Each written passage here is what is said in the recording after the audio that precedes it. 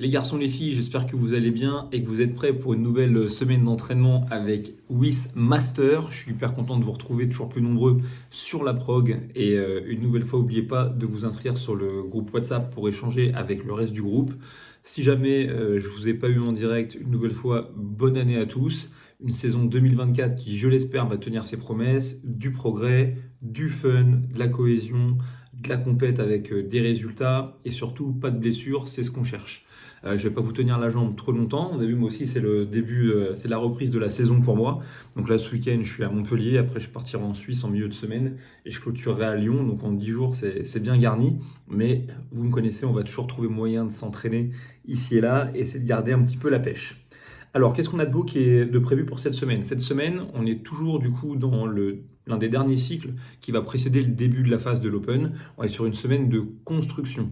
Donc ça veut dire quoi? Ça veut dire que toute la semaine, c'est un truc qui va être récurrent. Vous devez garder en tête que la semaine prochaine, c'est la semaine de surcharge, d'overload. Donc on va s'entraîner dur, mais n'ayez pas peur de gérer le volume. Faites toujours primer l'intensité sur le volume d'entraînement parce que de toute façon, la semaine prochaine va vous mettre fort dans la sauce. Au niveau de la construction, on est toujours sur le même type de travail que les semaines passées, donc c'est-à-dire un lundi où on a un bloc de force, puis ensuite un bloc de gym et un bloc cardio.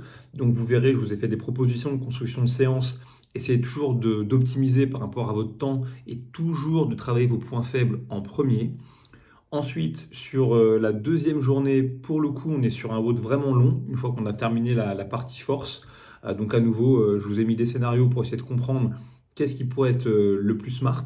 Mais notamment dans le WOD long, ce qui est intéressant, c'est que ça va vous contraindre à tenter d'accumuler un gros volume de bar muscle-up avec un peu de pré-fatigue. Donc vous verrez quand vous tomberez sur la journée de mardi, mais il y a un truc intéressant à faire.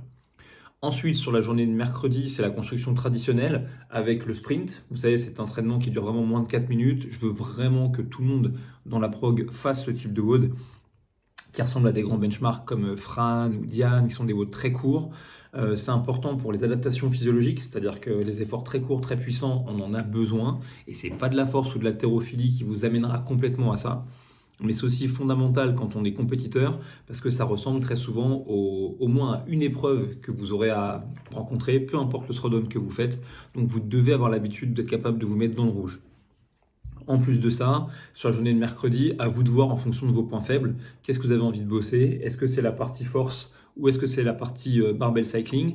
Moi, je vous recommande quand même la partie barbell cycling dans le sens où ça développe quand même de la résistance qui, même pour la phase de l'open, va être intéressante. Et puis, une nouvelle fois, parce que je pense que en termes de programmation, c'est là où Willy s'amuse le plus et qu'il est capable de faire des formats vraiment intéressants. Donc, si vous avez de la chance d'avoir un petit peu d'espace, un peu de matos, tentez celle-là. Jeudi, vous le savez, c'est la traditionnelle journée de récupération. Et ensuite, on continue du coup avec le vendredi et le samedi. Sur le vendredi, donc certains d'entre vous, je crois notamment Jean-Étienne, en a parlé sur le groupe cette semaine. Vous avez ce qu'on appelle du coup le WIS Open Party qui reprend avant ce qu'on appelait le WIS Fitness Party. Donc ça, en général, c'est bien garni. Sur la première semaine, vous avez vu les volumes ont vite augmenté, notamment sur les mouvements de type handstand push-up, etc. Donc on a dû être nombreux, comme c'est mon cas, à éclater sur cet entraînement. Mais néanmoins, voilà, vraiment, c'est le WOD que je vous recommande de faire dans la semaine parce qu'il est cool. Et puis aussi de la pratique autour du ring muscle up sur cette journée-là et potentiellement du travail en inversion. Donc choisissez ce que vous avez envie de travailler entre les deux. Toujours pareil, en priorisant le point faible. Ensuite, on arrive à la journée du samedi, qui est une journée plutôt fun. Hein. Même le travail de force est un travail qui est plutôt marrant. Il y a du squat snatch, du push press, du box front squat. On essaye sur cette journée-là du samedi de travailler à nouveau sa faiblesse. Allez pas vous taper encore trop de volume, alors que la semaine prochaine, ça va repartir fort. Soyez smart. Et puis, ça fait 2 semaines que Willy travaille comme ça. Mais on a la possibilité du coup d'être travaillé sur un WOD, soit en indiv, soit en team. Donc vraiment, essayez de faire la version team, parce que déjà c'est cool pour vous, pour votre entraînement, ça vous fait sortir d'une prog qui est individuelle, ou peut-être parfois vous avez un peu la tête dans le guidon. Et puis en plus de ça, c'est peut-être la bonne occasion pour vous en tant que master d'aller travailler avec un jeune loup qui peut vous challenger, mais que vous allez aussi pouvoir tacler un petit peu, et ça fait du bien au moral de taper les minots. Donc voilà, n'hésitez pas, si vous avez la chance d'avoir un petit partenaire d'entraînement qui est un peu fin, faites la version team. Et puis je vous l'ai mis dans les notes, vous aurez l'occasion de regarder, mais il y a à nouveau pas mal de traits accessoires de proposer, pas mal d'options. Bon, bah, ça vous surprendra pas, hein. Moi, je suis un peu focalisé sur l'option pump et bodybuilding, mais je trouve qu'ils sont toujours assez fun. Ça prend pas beaucoup de temps.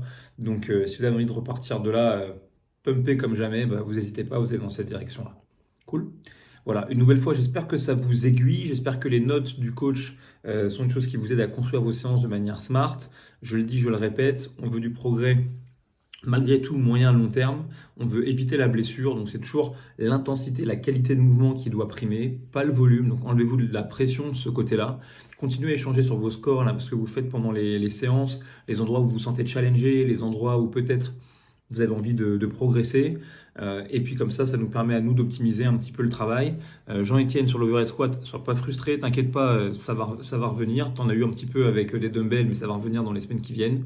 Voilà, pour tous les autres, vous m'envoyez un message si vous avez besoin de quoi que ce soit, ce sera avec grand plaisir. Encore une nouvelle fois, une très belle année à vous. Je vous dis à tout bientôt. Ciao!